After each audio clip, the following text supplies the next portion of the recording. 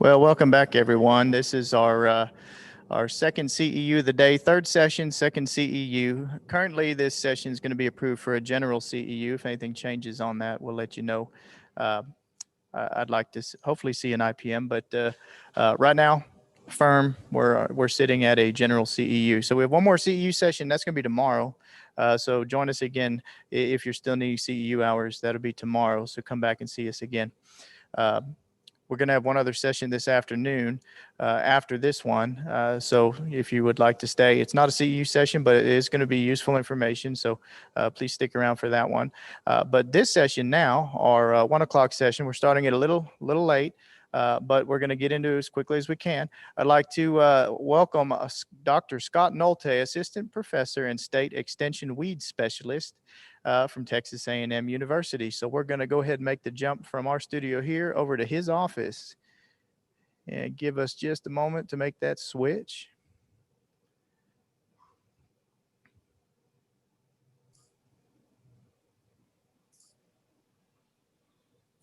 All right, hello. Perfect.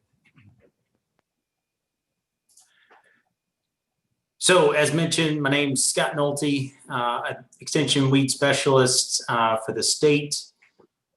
Today, I'm going to be talking to y'all a little bit about some new herbicides that have hit the market for pasture weed management and some for brush management. I've got about 3 different herbicides. I'm going to talk through some of the details on those products. And then a little bit to wrap up, just talking about smutgrass management. So I will switch over and start sharing my slides so y'all can see that. And we'll get started. I appreciate the opportunity to get on here and talk to you. This is, the next best thing to being there in person. Much harder to get good feedback, whether or not people are falling asleep, they love what I'm saying, or they'd rather be somewhere else. So I would encourage you, I'm not sure what the format is as far as asking questions, but at the end, I'll be sharing my contact information. And if y'all have questions for me on any specific topic, you can feel free to shoot me an email or give me a call.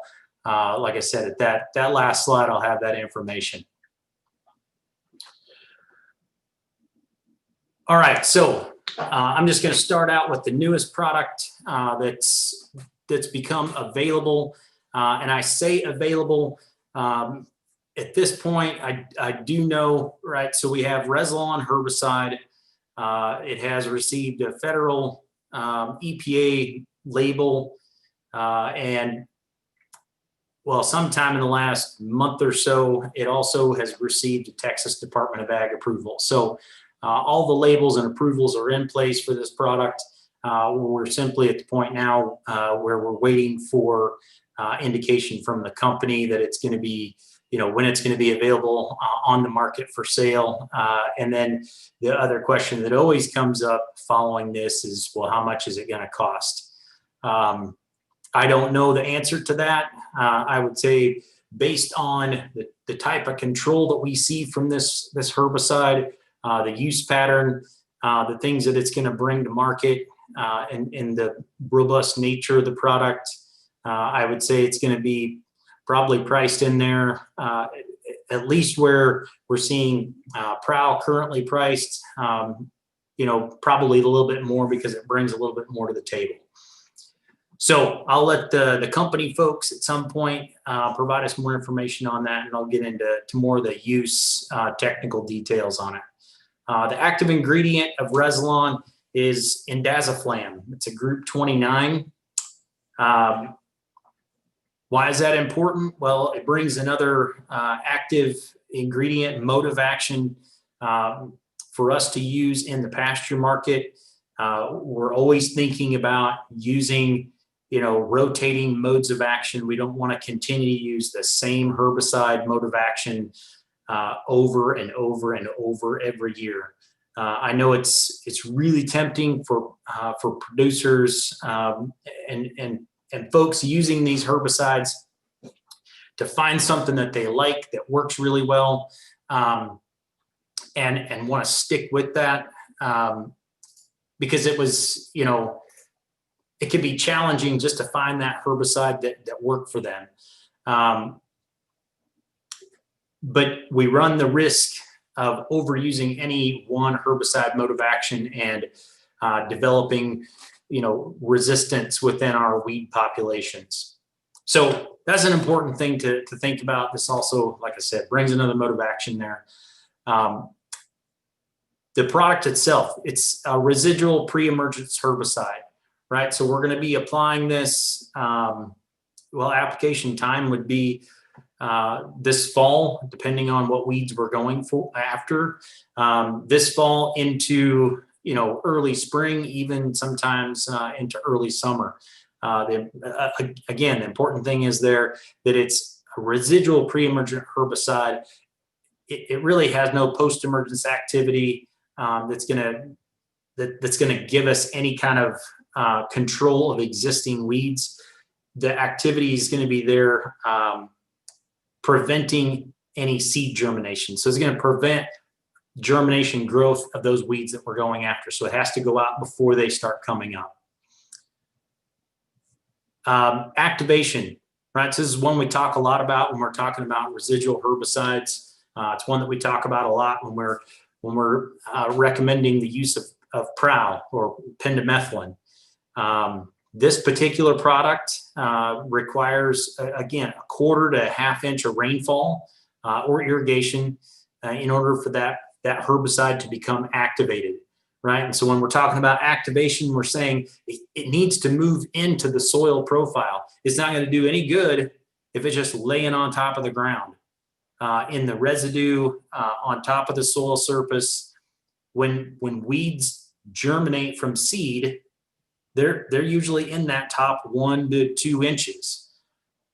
And so when those seeds are germinating, those roots and shoots are coming out, they need to be interacting and growing through that herbicide layer, right? So the herbicide doesn't prevent the seed from germinating. It prevents the germinating seedling from continuing to grow.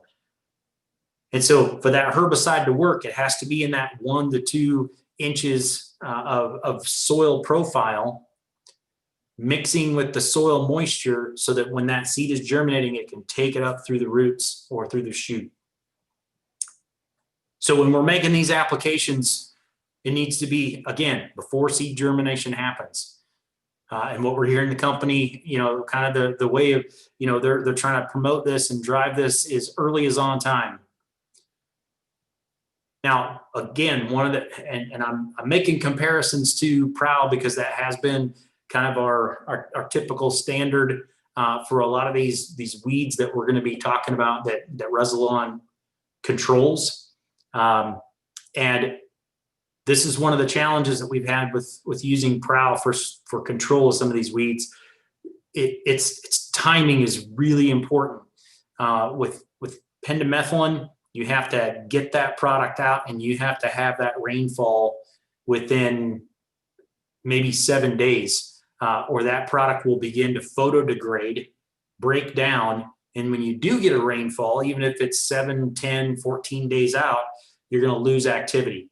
What we've been seeing with Rezilon is that it's much more robust. It does not photodegrade. And so You can put that herbicide out, and as long as you get rainfall within maybe even 3 weeks, it will become activated and you'll get good activity from that product still. Okay, so application use rates with Rezilon. We're looking at a use rate of 3 to 5 ounces per acre per application, right? So the minimum is going to be 3, and the maximum that you can put out during any one single application is going to be 5 ounces. Now, where we're seeing the best use of that product is a 3x3, right? So applying 3 ounces and then following that up. So 3 ounces followed by another 3 ounces. That maximizes the length of residual, and it also prevents us from having to do that 40-day delay of harvest. So within a 12-month period, you're going to be allowed to apply 6 ounces max. And so again, that's where, we get that 3x3 is kind of the preferred method.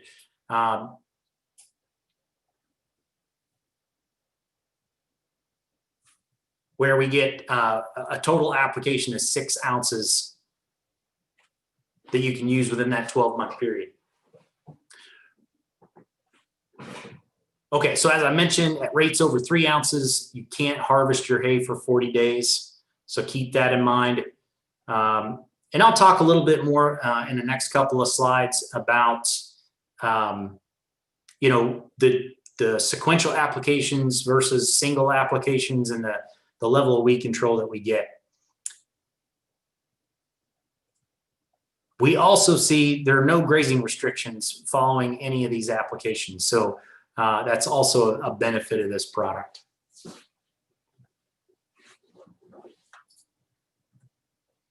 All right, so here are some of the primary target weeds that we're going to be within this area, seeing the greatest activity, or that we're really going after with this herbicide.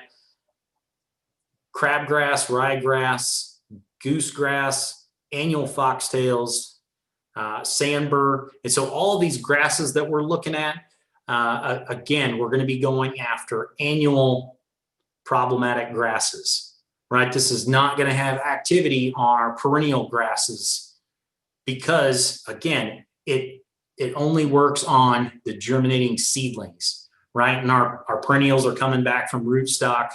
And so on this last one, sandbur, right, we kind of fall in that gray area, sort of in this this region that we're in, where sandbur can sometimes actually overwinter. We call it maybe a perennial type, perennial like. Essentially what's happening is it's regrowing from the crown. The roots don't get cold enough to really freeze it out. And so we typically categorize sandbur as an annual grass, right? It dies in the fall, regrows from seed in the spring. But we can have those perennial tendencies from some sandbur plants. They're pretty easy to identify early in the spring when you go out and you start to see things greening up. And my gosh, sandbur is already,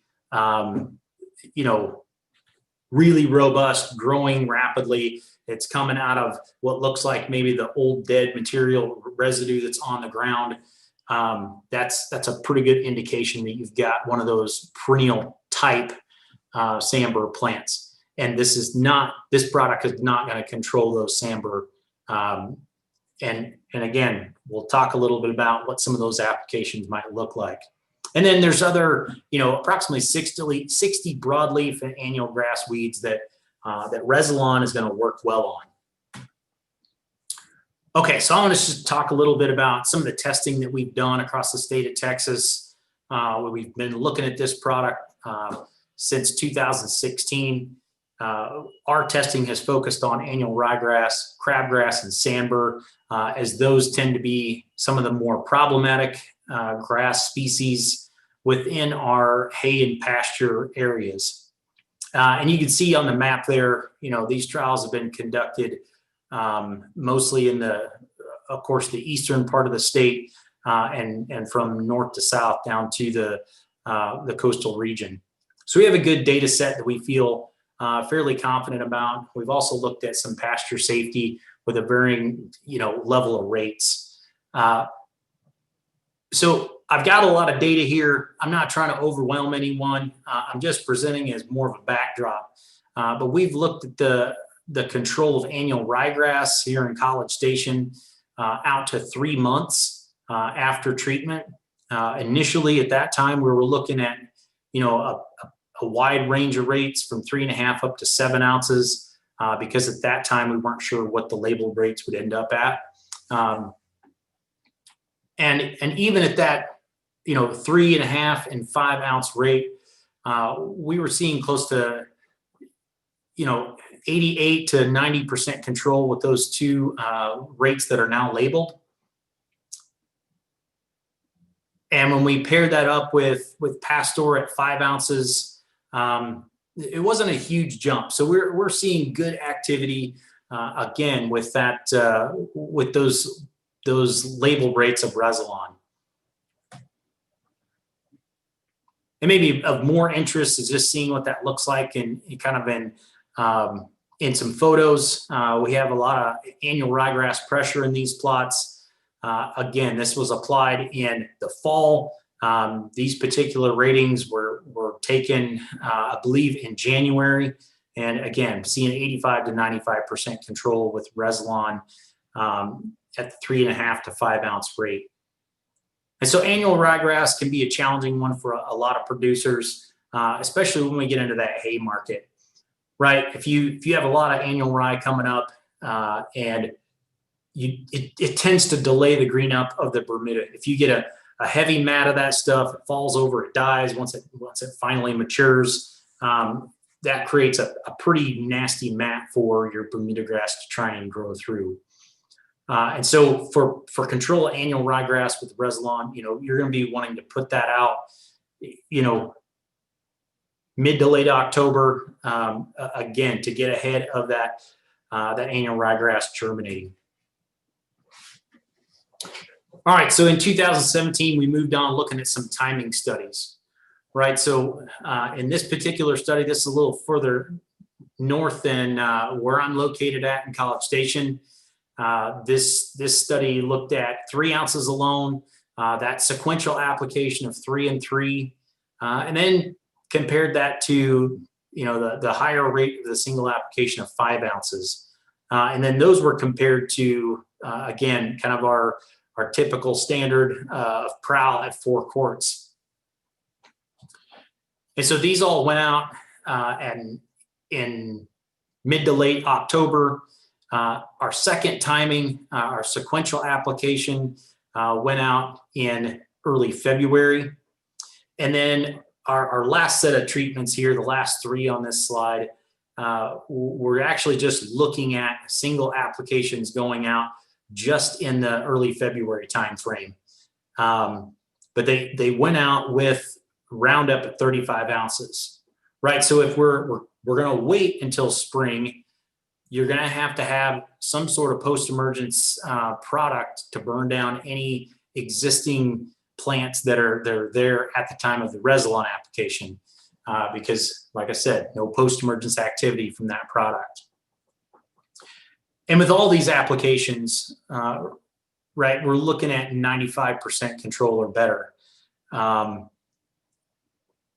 depending on when we make that application. And so again, good control with annual ryegrass. Moving over to large crabgrass. This was up in Wise County. I would tend to say, the activity that we're seeing on large crabgrass probably isn't nearly as clear of an advantage over what we're seeing with prowl. Again, I think probably what we're getting with the Rezilon, again, it's more stability, it's more robust product, being able to put it out early and not have to worry about the rainfall and the activation.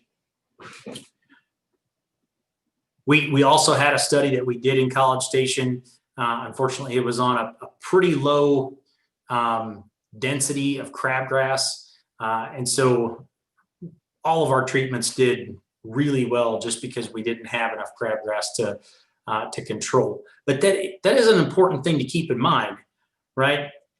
If you're dealing with a low population, you don't necessarily always need to be quite as aggressive with your herbicide applications, your rates, how many products you're throwing in the tank, and how many dollars you're throwing at that acre. If you have a pretty low infestation, just getting ahead of it and getting it under control with products that do work may be enough. When you start rolling into a field that's or a pasture that's heavily infested, then it may take more to get those weeds under control, right? So when we're talking about a level of control, we may say, well, 90% control of 10 plants per square foot, that leaves 1 plant per square foot. But if you've got 1,000 per square foot and you're getting 90% control, you're still leaving a lot of plants in the field. So again, know kind of what you're needing to manage, what's your density, and adjust your rate and your product mix accordingly. Okay, sandbur, everybody's favorite weed to hate. We've been testing this one for a number of years. We had some testing again this year. Again, this was a study where we were looking at timing. When do we make initial applications? When do we make follow-up applications? In this trial, our earliest applications were made in mid to late March. We did a second application in mid-June, early June, and then we actually did a test where we made sequential applications in June and then did a follow-up in July. So lots of things going on here. Again, the main thing to take away, I think, is if you make any applications of Rezilon to try and control sandbur, make sure that you have that Rezilon herbicide out before the sandbur begin to germinate. And if there's any chance that they are beginning to pop up ready, you're probably going to need to throw Pastor or Roundup or something else in the tank to clean them up. Our first 3 applications here where we had the best control was a late March application of 3 ounces of Rezilon, and then followed it back up in early June with another 3 ounces. And that gave us good control out to September, October. So again, one of the things that matters is what's that population like? How early are you scouting? One of the big questions that I always receive about September was, why do I still have sandbur? I threw all this money and herbicide at this weed problem in the spring, and now I still have sandbur in September. Those products run out, they degrade in the soil. I mean, we don't expect our residual herbicides to last us probably more than 3 months under drought conditions. And under those conditions, stuff's not going to germinate anyway. So if you have the rainfall and you have those sandbur, you're going to want to do those sequential applications, that 3 and 3. All right, so just to kind of wrap up on Rezilon, I know there's a lot of information there, but it's a new product that what I want to make sure that people kind of understand the use pattern of it and how to use it, most appropriately. Again, we're seeing longer residual control on ryegrass and crabgrass than what we do with pendimethalin. And again, consistency of control. I think on the sandbur compared to pendimethalin, we're just seeing that year after year, right? There's times when pendimethalin may work if you get the rainfall just right, but then there's so many times when if you don't get that good activation, it seems like, it feels like, man, I spent a lot of money and I didn't get the activity that I was hoping for. We are seeing good forage safety. So there may be some injury, but it's transient. It's there for a little bit, and then your forage is going to grow out of it. It's very similar to the safety that we see from other products in this category, residual early season use, right? The benefits are obviously going to far outweigh any of that injury we might see. Where I see in this product being best position is probably going to be in that hay producer market because of the cost. But it's going to be something that's probably going to be,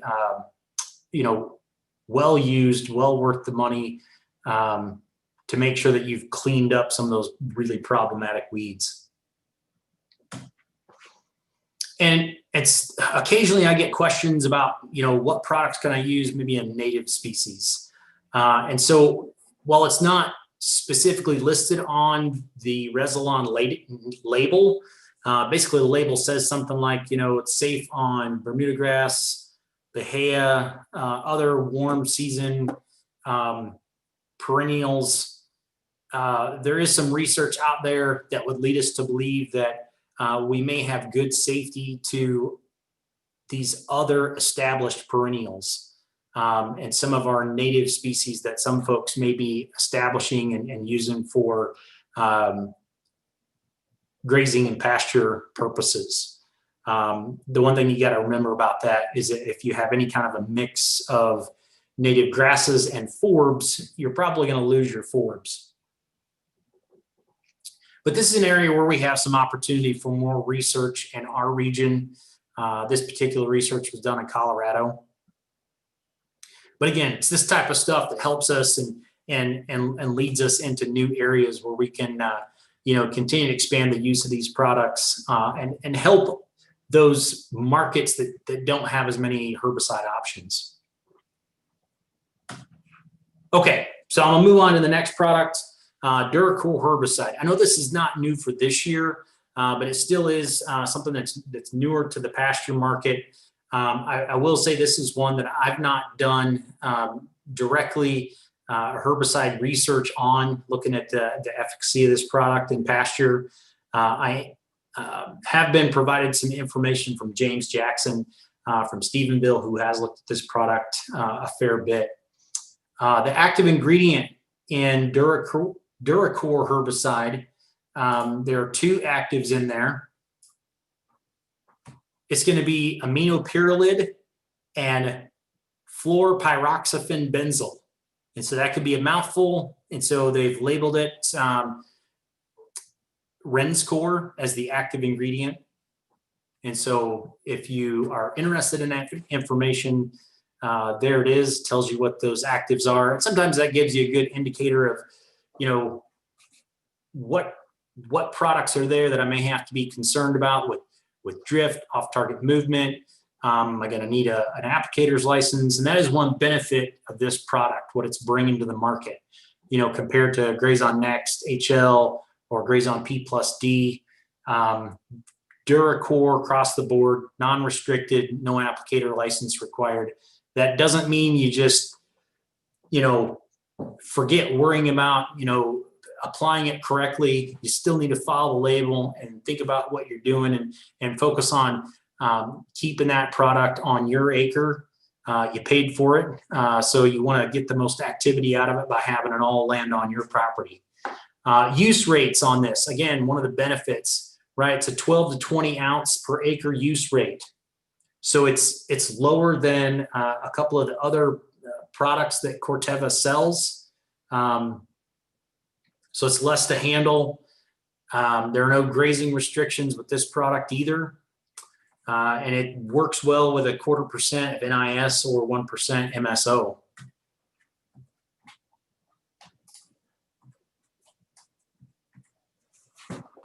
Some other details about DuraCor. Some of these products, we tend to get some odor with these herbicides. This is a low odor herbicide. it is non-volatile, right? So with some of our 2,4-D dicamba, some of the phenoxy acid herbicides, right, we tend to get more risk or more potential for volatility. So when a herbicide volatilizes, it means after you've made the herbicide application, that product can actually go from a liquid to a vapor phase, depending on the environmental conditions. The hotter it gets, the more tendency you have for volatility to occur. But this product is non-volatile, which is a great benefit. You can apply it broadcast foliar, right? Spray over the top. It can be mixed with UAN, or it can actually be applied on dry fertilizer. So, producers offers that, I believe, that service, impregnating herbicide on dry fertilizer. And so it can be applied that way. One thing that I will caution folks, I've seen a couple of pictures of this. I've seen it in other crops actually as well. If you're going to impregnate herbicides, and this one also, you need to be a bit careful about the type of dry fertilizer that you're putting it on. Because what happens if you end up with a very dusty type fertilizer, it's not a good quality prill. When you're spreading that product, you get all those prills that are nice, uniform, heavier size, get spread out evenly, and then all the dust doesn't move as far and fly out when it's being spread. And you tend to get this settling on the leaves right behind the spreader. You get a heavy dew, you get some rainfall, you can end up with some injury on your forage in that situation. But that's been a limited, number of incidences. It's more of just an awareness thing. Okay, so just a little bit on price on DuraCor. And so these prices are just put up here for relative comparison. Pricing information is always a unique thing to your supplier, who you get it from. I know a guy, level of service, things like that. So this is not to say this is what it's going to cost if you get it from producers or any other supplier. It's just for comparison. The thing I want to bring up, right? So it's $95 a gallon, approximately. Now, some folks may say, "My gosh, that's twice as expensive as Rezilon Next, 3 times as expensive as Rezilon P+D. Why on earth would I want to use that product?" We got to go back to what I said about use rates, right? It's 12 to 20 ounces. When you make that comparison, you're looking at, on a per acre basis, you're still looking at $7.50 to $15 per acre. Rezilon Next at 24 ounces is going to cost you about $9, and Rezilon P+D at a quart per acre typically runs about $7.50. So it is, I would say, fairly comparable. Again, it's that low use rate. So don't let that gallon jug cost, scare you away from it. You got to look at that per acre price. Right. So just a little bit about the level of control that we're seeing on some of these weeds. Again, this is company provided data from their research. I'll show you a little bit of data that Texas A&M has collected. This is basically to show you that, again, it's a lower use rate. It only takes 12 ounces of DuraCor to do, somewhere in the neighborhood, almost 8% better on the level of weed control than Rezilon Next at 24 ounces. And that's on your marsh elder, buckhorn plantain, ironweed, poison hemlock.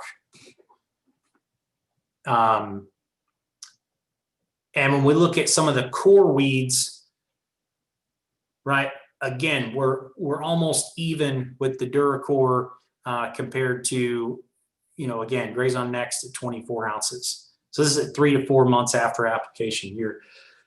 you're looking in the range of that 92% control for a number of these, again, core weeds that are problems in pasture.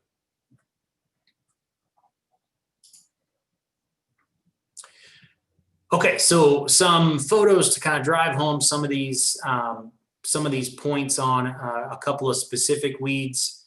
Again, this was a trial conducted by James Jackson up at the Stephenville area. So this is DuraCor applied at 16 ounces, controlling snow on the mountain and mature broomweed. Right, so it was applied in June. And this is the level of control that we're seeing in September. So this is 2.5 months after application. The two different sides of this photo, right? So down the middle, you can obviously see that non-treated area. On the left, we've got that 0.25%. Sorry, that's the MSO on the left. On the right, we've got the NIS. So we see an equal level of control and not a huge difference in our adjuvant system in its capability of controlling those weeds. So if you have an affinity to one or the other of those surfactants, both of those will work well. This is DuraCor, again, impregnated on dry fertilizer and the level of control of Western ragweed. Again, really good control. We're looking at 3 months after treatment, applied in late May, almost early June. We can see that we got Western ragweed all around the sides in the non-treated check area there. So good control on ragweed, even when you apply it via dry fertilizer. Okay, I'm going to jump now to the third herbicide that's been new. Again, I believe this came out late last year. Invora herbicide, right? So this gets more into, primary use on this product is going to be probably more so on the brush market. We're looking at an active ingredient of aminocyclopyrrochlor again, but with the addition of triclopyr. Now, because of the addition of triclopyr, we're looking at a restricted use herbicide. And so Invora is going to require an applicator's license. Use rates on this product are going to be 12 to 48 ounces, depending on what you're going after. Again, excellent brush control. The use of this product, this is one that, so there are some things around Invora that we really want to drive home. And I believe later today, you may be getting some additional information on Invora and the training that's going to be required in order to use this product. You can only use this in grazed settings. It is not to be used in hay production or in harvested sites, right? So keep that in mind, grazed settings only. That was, and I think the company realizes that may make things a little bit more complicated, but it was one of those, this is going to allow them to move forward with the labeling and getting a product out there for folks to use, at least in that grazed setting, that grazed market. Adjuvant recommendations for this is going to be a 1% MSO.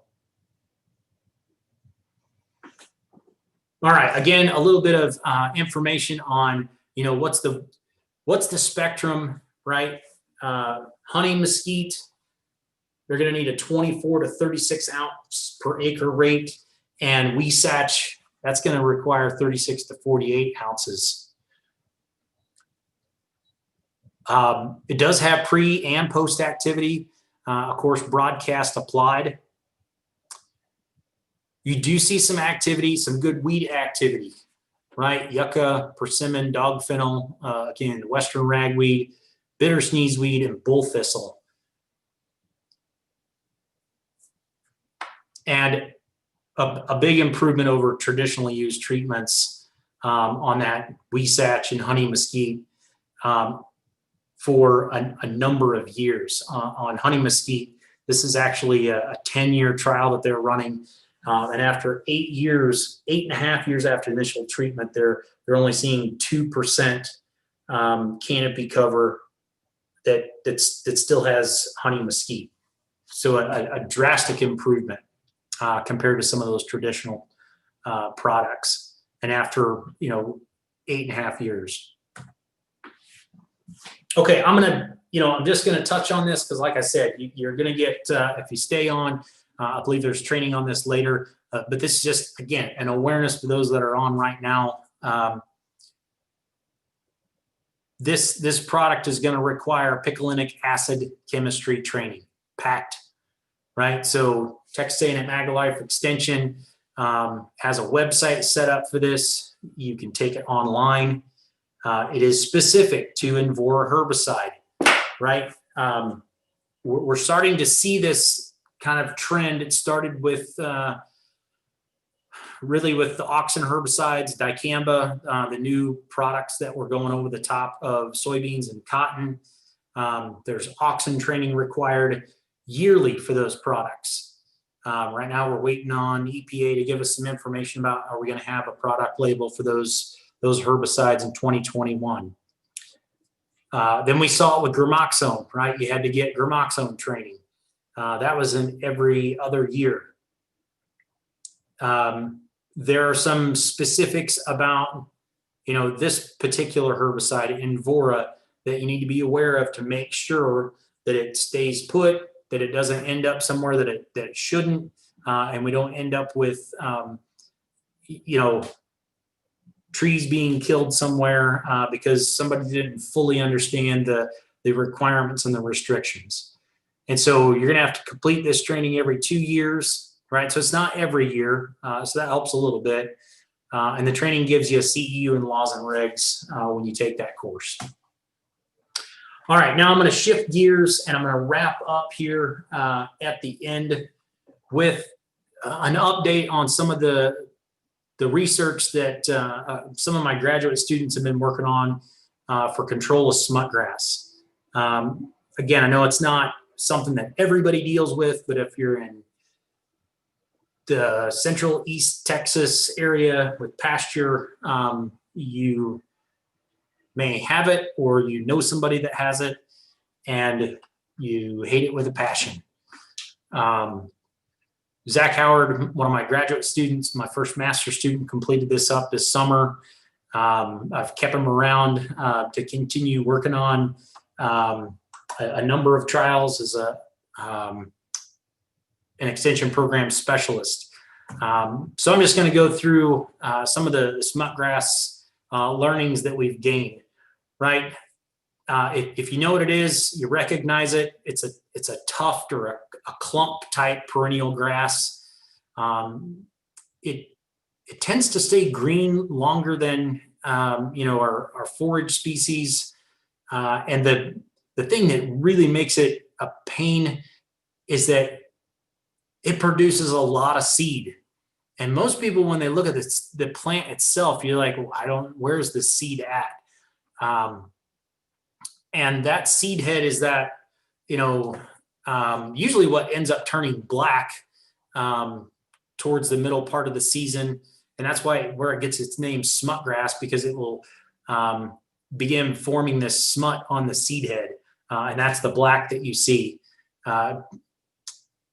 But the thing about it is that seed head, it's producing very small seed, and it will produce seed season long from that same seed head. It just moves from one into the other. Right. So what's the problem with smutgrass? Cattle don't like it, right? And when it's young, they may eat it, but as it begins to get larger, it's tough. Cattle will avoid it, and then you really start to see it expand and take over an area. It reduces forage yields because once it gets that clump, if you've got it for 5-6 years, that clump really starts to shade out your other forage. Cattle don't want to root up in there around it, and so that area begins to get large. It is very difficult to control. As we've been working on it for the last 3 years, I've heard a range of ways people are dealing with it. We've tried a number of herbicides. It is very problematic, and unfortunately, we don't have the silver bullet yet. We're still working on things, but we've found ways to improve our general level of control. All right, so chemical control.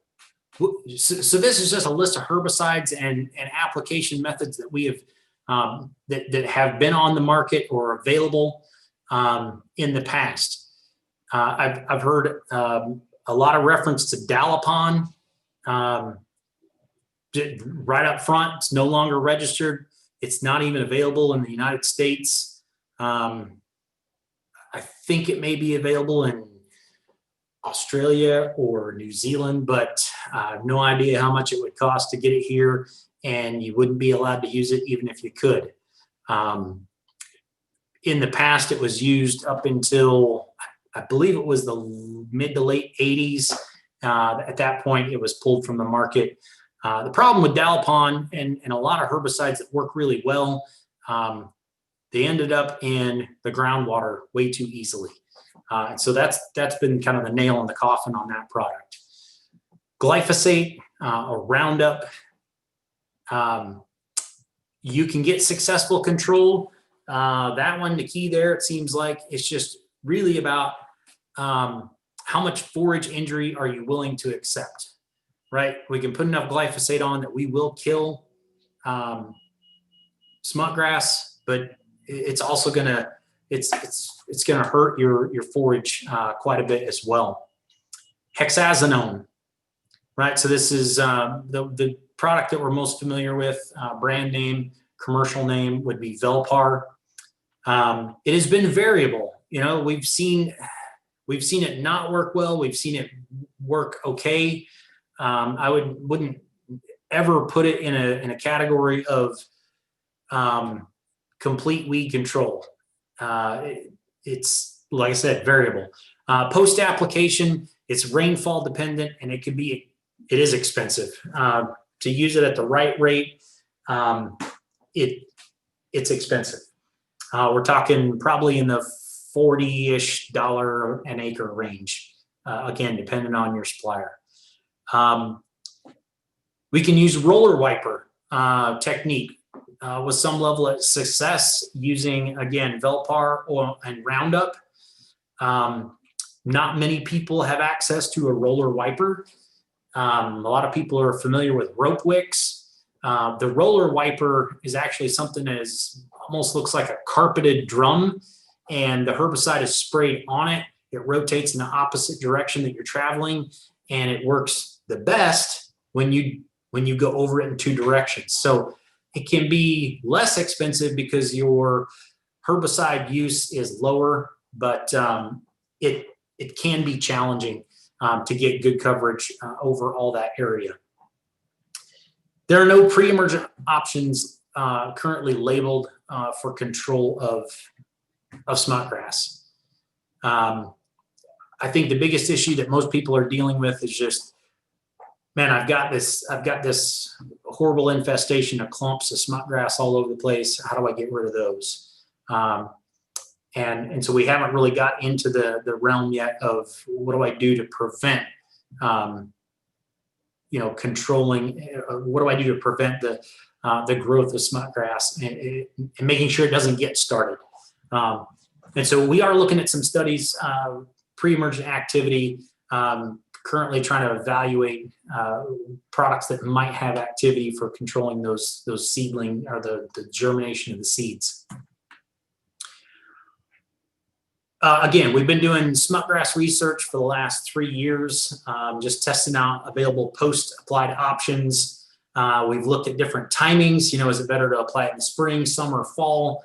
I've got another student that's looking at nozzle selection and trying to determine, is one nozzle better than the other when we're applying Roundup or Velpar? And then, like I said, we're doing some work looking at Rezilon, spring applied, to see if we can get residual control of those seedling plants that might be might be coming up in areas that are just becoming newly infested. Okay, so here are the kind of key field trial takeaways that we've had so far from our research on smutgrass. And I've tried to boil them down to three sort of, take-home points. It's rate, it's rainfall, and it's delivery. The first two are, at this point, we've got the most research to support. And I'm just going to talk about these in a little more detail here, right? So rate probably has the biggest impact. We initially started our trials and we were looking at 3 pints per acre. And for most of our East Texas soils, it's not enough.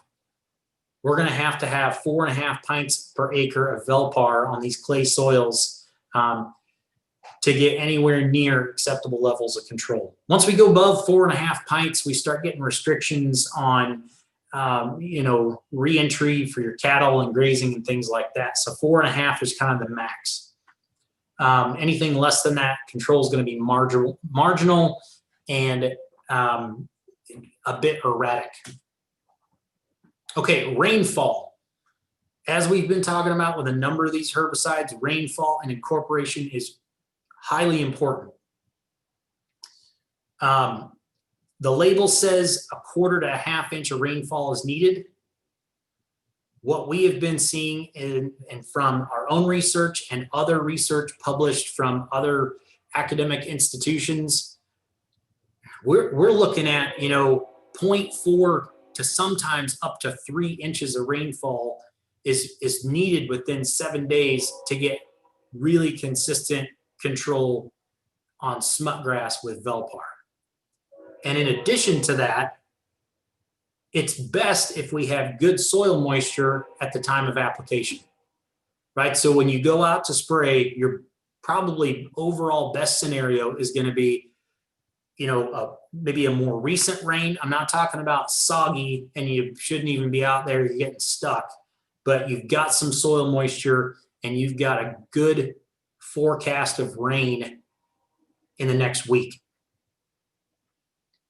Okay, the other thing, and I think this correlates to our rainfall, is that timing, right? Summer applied Velpar was greater than spring, and fall really was the least control.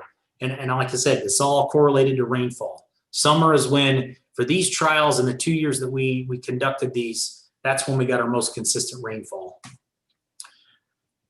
This is actually just some data showing the rainfall amounts that we got. We've done this at 2 locations. The top set of boxes here, we did this in Richards, Texas. And our summer application, we got 1.2 inches of rain within 7 days. We got another 1.2 in the next 7 days. So we had a total of 2.4, 2 weeks after application, and we got 70% control. At our other location in Austin County, down in Belleville, in the summer time frame, that was our best control. We only got 0.16 within that first week. We did get some more in the following week, so we had a total of 1.1 inches 14 days after the application, and we only got 55% control. Now in the fall down in Belleville, we had a lot of rain. We got 10.9 and 12.1 total in those first 14 days, and we only ended up with 12% control, because there is a thing as too much rain, and it moves it out of the soil profile completely, and we don't get control either. All right, and the last one, delivery. This one we don't have as much data on, but basically what we're seeing at this point with our limited data, when we're applying Velpar to smutgrass, a TTI nozzle provided us better control than a turbo T-jet. So a TTI is a turbo T-jet induction nozzle. If you've done anything with dicamba over the top of cotton, you know about the TTI. But it also increased the injury on Bermuda grass when we use that TTI nozzle. And so this is an area that we need to work on a little bit more, right? So we've got some future work evaluating nozzles and gallon per acre to see if we can improve our smutgrass control. And then we've also been doing some other things with individual plant treatment, right? So if you're going to go out on your side by side, what's the best way to individually treat these? 5% glyphosate solution provided effective control. Spray to wet, that was the most effective, really over our hexazinone. So our Velpar, 5% Roundup did a better job than the Velpar. 2% Velpar is effective when you spray to wet, but it's also way more expensive than glyphosate. And we've also tested these Pronone Power Pellets. Active ingredient is hexazinone. It almost looks like a breath mint, but you basically go along, you drop one of those. They come in a little, container. You drop one of those in the clump. The next time you get a rainfall event, it dissolves it, gets into the soil, kills the clump. As you can imagine, that takes some time, just like IPT treatments do. The nice thing about that is it seems to be pretty robust in, staying there in an effective form until you get rainfall. You can get some, you don't want to be using this over the entire field. I mean, my gosh, that'd take a while anyway, but you tend to get an area around that clump that you'll kill your forage, because it can be a high rate of hexazinone in that pellet on that per area basis. So that's something you need to be aware of as well. And we have continuing research that we're doing on smutgrass. We've actually been using UAVs to identify smutgrass, to find the clumps. Along with that, we've been using the UAVs to try and do individual plant treatments. Is that going to be more cost effective? At this point, we don't know. We're trying to do some economics. And just looking towards the future, what are some tools that may be available? At this point, we don't have good recommendations. We're not that far along, but that's future work that we're doing.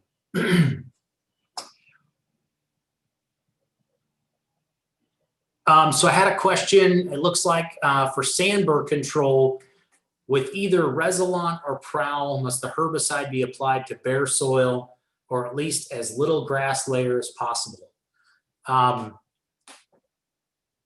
So it certainly does improve things when you have a lower level of residue on the surface. Now, having said that, do you need to go out and burn it off? We've not looked at that in my research program. But tying that material up on the residue could potentially be a possible issue. Okay, so unless there's time for more questions, here's my contact information. I love showing this picture at the end of my slides, especially when we're talking about drift management. Here we got folks that wouldn't normally get along, but when you're working towards a common goal, you can get there. I think this is even more important than ever in 2020. So if you have questions, let me know, shoot me an email, give me a phone call, and I will address those as much as I can. If anyone from producers wants to address the question on Rezilon or Prowl and residue, I'll turn it over to them to take a stab at it.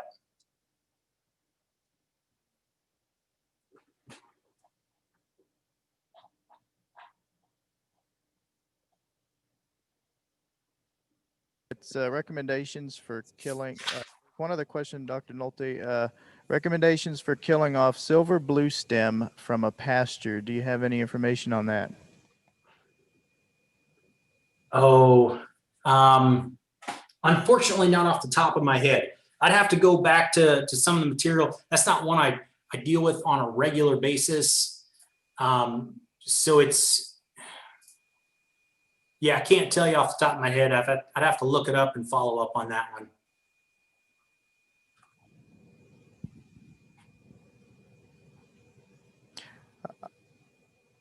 Do we have any other questions?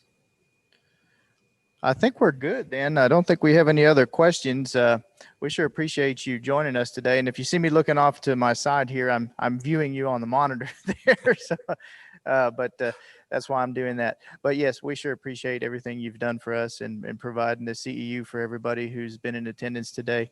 I do want to make a clarification on the CEU certificates. Now, I know this is a new format, so you're not going to leave a meeting room and collect a certificate like you would in person. Those certificates are going to be emailed to you. You haven't received them yet because our expo is still ongoing. Once expo is complete, all the CEU sessions are complete, then we will submit that information to the state. Then your certificates will be generated and emailed to you. We're probably not going to get the list generated and sent to the state till Monday. So it's going to take some processing time beyond that before you do receive that in your email. But when you registered, you provided us with your information. Every time you've logged into a session, we've recorded your information, timestamped you in. When you leave a session, we've timestamped you out. And so that's the information that we're going to go off of when we submit that to the state. And then after all that said and done, you will receive your CEU certificates. So don't worry, we got you covered on that. We're making sure that we've got all our paperwork and documentations the way they need to be. So we're going to draw this session to a close. Our next session is going to start very shortly. It's going to be year-round cattle supplementation. No CEU for this session, but good information otherwise. If you're still looking for CEUs, there'll be another session tomorrow. So look at the calendars in the app or on the web page. And we look forward to